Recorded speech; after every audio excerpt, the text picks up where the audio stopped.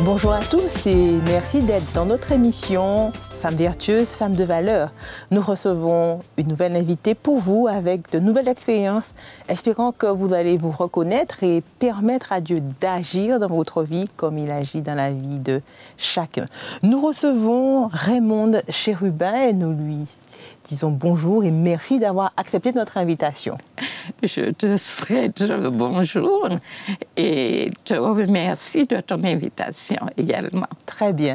Alors, cette émission a pour vocation justement d'encourager toutes les femmes et toutes les personnes qui nous écoutent et j'espère que tu sauras délivrer un message fort pour que chacun puisse rester accroché à Dieu. Oui, surtout dans l'éducation, où je m'y connais par expérience et par formation. Ah, ben voilà, vous connaissez déjà un petit peu les pistes qui seront explorées pendant cette petite conversation. Alors, Raymonde, j'ai une petite question. Tu ne peux pas y échapper. Je veux savoir quelle petite fille tu étais. Intrépide, plutôt calme? Les deux à la fois. Alors, à quel moment? Ça dépend des circonstances. Des circonstances. À quel moment tu étais intrépide? Intrépide dans les jeux. Je jouais, il y avait des garçons à la maison. Il y avait 3 garçons. Et je jouais au football avec les garçons. Hobby. Et là? À l'époque, c'était cela. Et puis, ce qui fait que, en classe, ou même à l'université, mes amis étaient des garçons. Parce que tu avais justement l'habitude de jouer avec tes frères à la maison. Très bien. Alors, tes parents ont connu l'Évangile très tôt, donc quand tu es né, ils étaient déjà actifs, on va dire baignés dans la pratique religieuse. Oui. Comment ça se passait à la maison? Parce que je sais qu'en d'habitude, les enfants, ils sont un petit peu plutôt révoltés. Ils disaient, ah ouais, on faisait ça, c'était plutôt pénible. Ouais. Aujourd'hui, mais à l'époque, on était bien contents d'être occupés, d'avoir des histoires de Daniel, de Joseph. Je m'en souviens encore. Et puis, maman les racontait le matin. Et à l'école du sabbat, toutes jeunes, nous étions là, il y avait des monitrices avec un plateau de sable et des petites images qu'on enfonçait dans le sable. Qui expliquait, et ces monitrices le faisaient bien, si bien que nous avons été imprégnés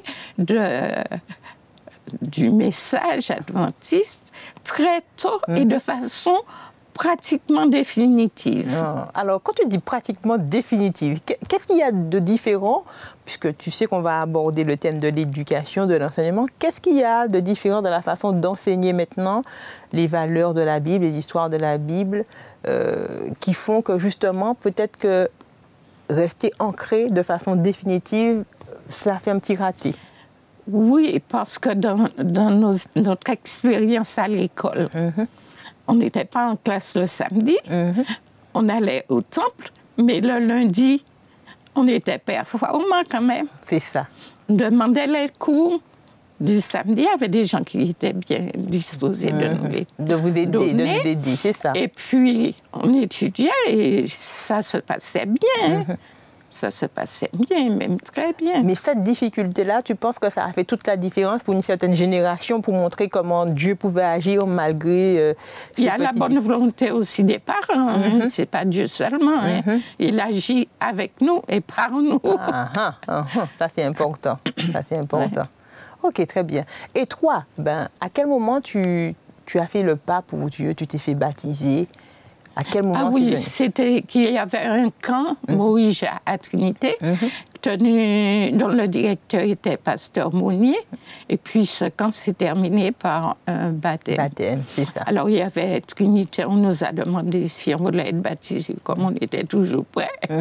Alors c'est un choix, c'était naturel, tu l'as fait sans te poser plus de questions? Sans se poser de questions. D'ailleurs, on ne nous a pas posé de questions. Donc, on emboîtait le pas. On emboîtait le pas et puis au travail tout de suite, un secrétaire, des postes aussi à l'école. Tout de suite, on est au service de Dieu. Même avant, on était déjà rodés. Alors, pour toi, dans tout ton parcours avec Dieu, à quel moment tu penses qu'il y a eu une vraie différence? Si à cet âge-là, quand tu t'es fait baptiser, il n'y avait pas, on va dire, entre guillemets, un vrai choix, à quel moment tu as décidé vraiment de dire « ce Dieu-là, je le prends dans ma vie et je ne le lâcherai plus jamais » en passant par certaines expériences. Et les acquis qui nous sont donnés, fournis au fur et à mesure, dans la religion et même dans l'éducation et l'instruction, on n'a pas de vent. L'adventisme, la religion est un plus pour nous. Surtout qu'on apprend à faire des choses, des exposés quand on est moniteur de l'école du sabbat. On arrive, on est au camp, on s'est organisé une veillée de camp, on s'est organisé je ne sais plus quoi, d'autres, on est actif et prompt à la réflexion. Ok. Surtout les jeunes à cette époque. Et est-ce que tu as, alors c'est vrai que est-ce que tu as choisi déjà le métier de l'enseignement ou là aussi c'est parce que c'est venu par les choses se sont faites de façon naturelle? Au début, c'était un problème qu'on voulait résoudre parce que j'avais réussi à l'examen au brevet élémentaire alors qu'on ne s'y attendait pas. Donc on n'avait rien prévu, mes parents n'avaient rien prévu. Pour la suite, c'est ça. Pour la suite et l'école non plus. Et puis, mademoiselle Chérubin avait réussi. Alors mon père s'est dit, mais qu'est-ce qu'on va faire d'elle? Il a demandé au directeur de me prendre une année de plus. Le directeur a dit, elle a déjà ses examens, que ferais-je d'elle? Et puis, je suis restée à la maison, j'ai lu, j'ai fait quoi? Et après, je demandais à enseigner à Kerlis. Et de là avait commencé... Ouais, on va dire ton aventure dans l'enseignement. Oui, dans l'enseignement. Alors, c'est combien d'années? Combien d'années d'enseignement? Ou combien d'années à l'école? C'est la question que je dois poser. 61 ans à l'école. Ouais. 65, 58 ans à l'école. Ouais. Et 45 ans de profession d'enseignante. Qu'est-ce que tu as aimé dans cette profession? J'aimais voir progresser les élèves. Au cours préparatoire, quand j'enseignais à Kerlis, on prend des enfants qui pleurnichent, et on leur apprend à se tenir. C'est ça. On leur apprend à parler. On leur apprend à lire. Ils arrivent ne sachant pas lire et ils partent sachant lire. Ils ont fait le cours préparatoire. Mission accomplie. Et compter jusqu'à 100. Mission accomplie. Mission accomplie. Est-ce que tu as eu l'occasion, alors nous parlons, tu as enseigné principalement dans un milieu chrétien adventiste. Tu n'as pas eu l'occasion de faire une expérience ailleurs dans le public? Non. Tu n'as pas eu l'occasion de... Non. J'ai enseigné à Kerlis 15 ans. Après, je suis allée... Ils m'ont demandé à ouvrir une petite école au Monde des Est. On a ouvert une école. Mais c'était le zèle des frères qui jouait. Cependant, 2 ans après, le gouvernement a dit qu'il faut un plan d'ensemble qui n'était pas prévu. Et on m'a demandé de retourner à Kerlis, et puis l'école a marché une année, et après 2 années, pour ainsi dire, et après, les élèves ont été envoyés à l'école de Monde des Est, à l'école publique. Publique, c'est ça. Et la directrice de l'école publique était ma voisine à Trinité. Elle m'a dit, Raymonde, vous m'avez envoyé de bons élèves. Et la preuve en est, c'est que de cette petite école sont nés 5 pasteurs. Chafouirac Jean-Jacques, Frère Lassonnier, Vaïti et les 2 Capricornes. Ok, d'accord. Ben justement, ma question est la suivante. Pour toi qui as longtemps enseigné dans ce milieu, si on devait s'adresser aux gens, quelle est la différence? Qu'est-ce que nous offrons de plus? Déjà, dans le langage du prof et de l'enseignant, il y a une autre façon de s'exprimer et plus de respect pour l'enfant. Oui, oui. Bien sûr, il y a une formation. Hein. Oui. Cependant, les parents remarquent bien cette différence non adventiste. C'est ça. Tandis que, et c'est dommage, ceux de notre dénomination ne sont pas conscients du privilège qu'ils ont d'avoir des écoles adventistes. C'est ça. Et j'ai été appelée en Guyane française pour tenir la direction de l'école. J'y suis restée 2 ans. Et après, je suis revenue en Martinique. Je suis restée 1 an et je suis partie à Collonges. Pour te former encore. Pour me former, pour être professeur de lettres. Et ça a toujours été... alors, tu dis au début, le choix n'est pas marqué, mais au fur et à mesure que tu enseignes, tu vois l'importance justement de former. De la formation. Alors, non seulement cette formation, on va dire, purement de lettres, des mathématiques, apprendre à lire, apprendre à écrire, mais ce plus qui est de connaître Dieu à travers ce cursus-là. Ce qui est bien quand on fait des études poussées, c'est qu'on a un éventail de connaissances. On fait de l'art, on fait de la littérature, on fait de l'anglais, de l'espagnol, c'est-à-dire de langues vivantes étrangères. Et on a une panoplie de lieux d'instruction, je crois, qui nous forment. Nous apprenons la réflexion, nous apprenons le choix, nous apprenons la rétention de certaines informations. Oui, ça c'est important. La mobilisation des informations aussi. Et puis une ouverture d'esprit sur tout ça. Et puis tout de suite, on a commencé à visiter les musées, à partir. Oui, c'est ça, à explorer le monde et à explorer le monde jusqu'au Vatican. Alors, dans toute cette période, est-ce que tu as une expérience particulière que tu as faite, soit avec un enfant, un parent, que tu as retenu de toute cette carrière-là? Est-ce qu'il y a une expérience, un événement particulier qui t'a marqué pendant cette période? C'est souvent les enfants indisciplinés, surtout. Je dis aux parents, au départ, à la première réunion des parents, on a de contact, je dis aux parents, soyez disponibles pour moi. Le professeur de français vous demandera à venir. Et il y a un parent, j'ai dit la même chose aux enfants, et j'aime communiquer avec les pères. Ils ont ri, mais c'est sérieux. Ouais. Et le parent, je lui dis, il est indiscipliné, mais c'est difficile, il ne suit pas. Le parent me dit, depuis quand? Je lui dis, depuis le début. 3 mois, j'ai passé au pas, dis-moi ça. Moi, t'es que venu, puis tu me mettais ici en ordre. Il dit, non, monsieur, ce n'est pas permis. Parler.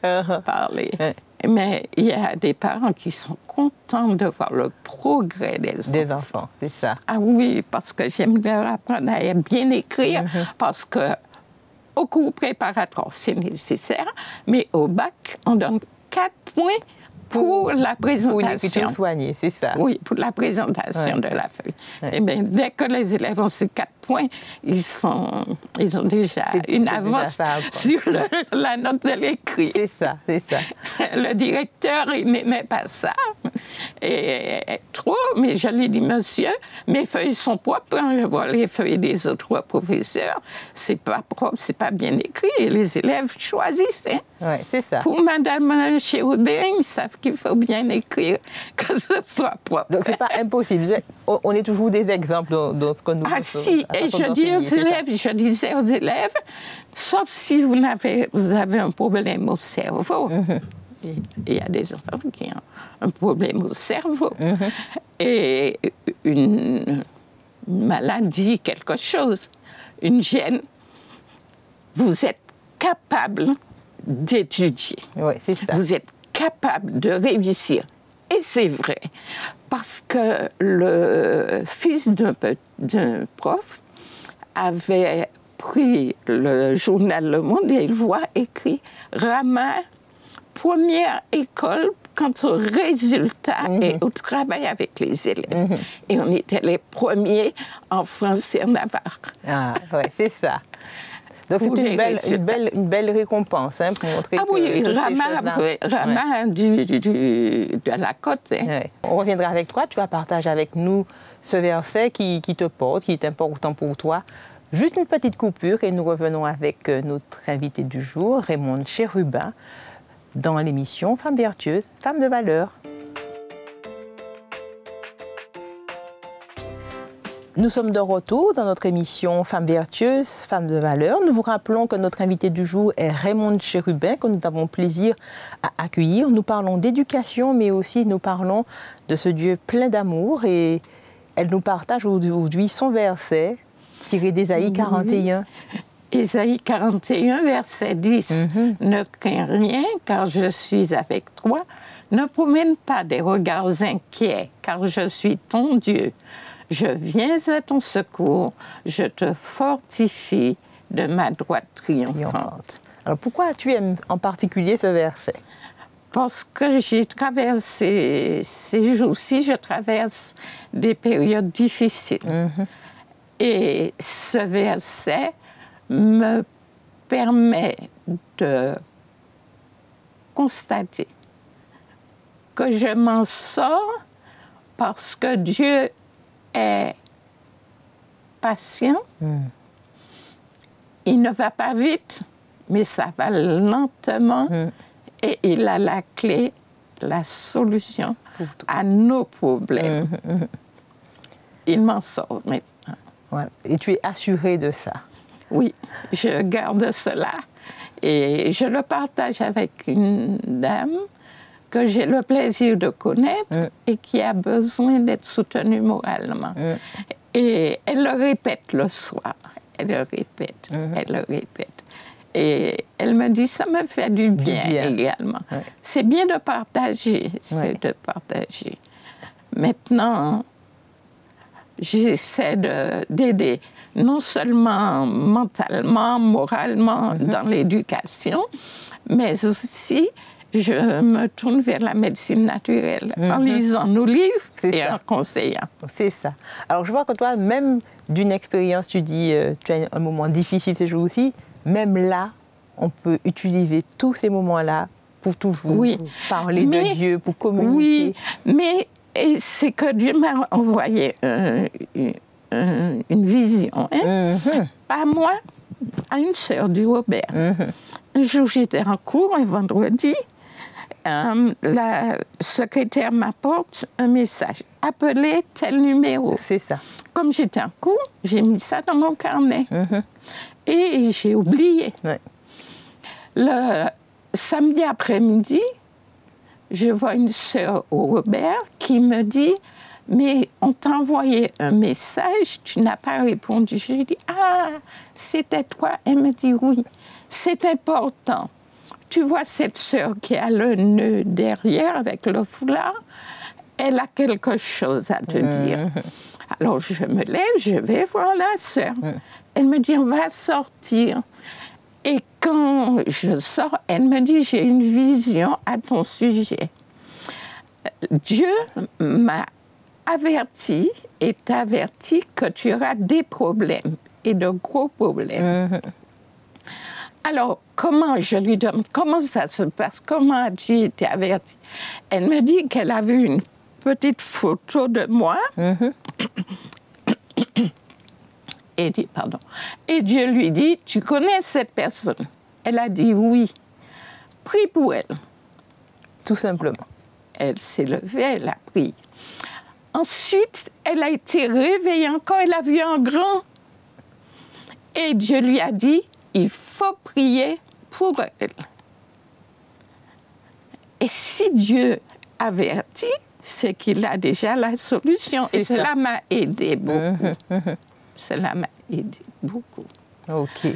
Ces jours-ci, je vois que les choses s'arrangent. Les choses s'arrangent. Et tu es assurée que Dieu agit, que Dieu agit. Oui, dans la bataille. Alors, tu m'as parlé de ce petit parcours, justement, où c'est vrai que tu as toujours baigné dans l'Église, avec des moments de recul de temps en temps. Et qu'est-ce qui t'a fait voir ailleurs que, voilà, si je vois ailleurs comment ça se passe, je vois que chez nous, il y a quelque chose de différent. Lorsqu'on passe par des problèmes, des moments de déception, on s'interroge. Et moi, je ne m'étais jamais interrogée. Je crois que la route était droite. Elle était toute tracée, c'est ça. Oui. Alors, à ce moment, je me suis interrogée, j'ai dit, est-ce bien la bonne religion?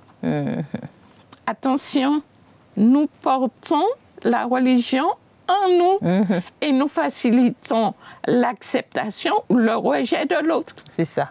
De la religion. Alors,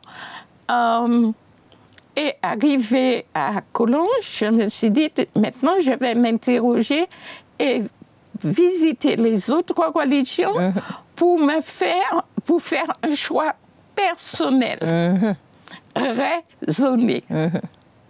Alors, j'ai visité les évangéliques, j'ai visité les témoins de Jéhovah, j'ai visité l'Église populaire au Canada. Non, c'est... Après réflexion, après constatation, je suis revenue à la pensée adventiste en me disant, ce n'est pas Dieu, ce sont les hommes. C'est ça. S'il y a des dysfonctionnements, ce n'est pas Dieu, ce sont les hommes. Et c'est très important de retenir ce mot. On s'accroche je le dis aux auditeurs. C'est ça. Ce n'est pas Dieu, ce sont les hommes. On s'attache à Dieu. Voilà, à Christ. C'est lui notre salut. Ouais.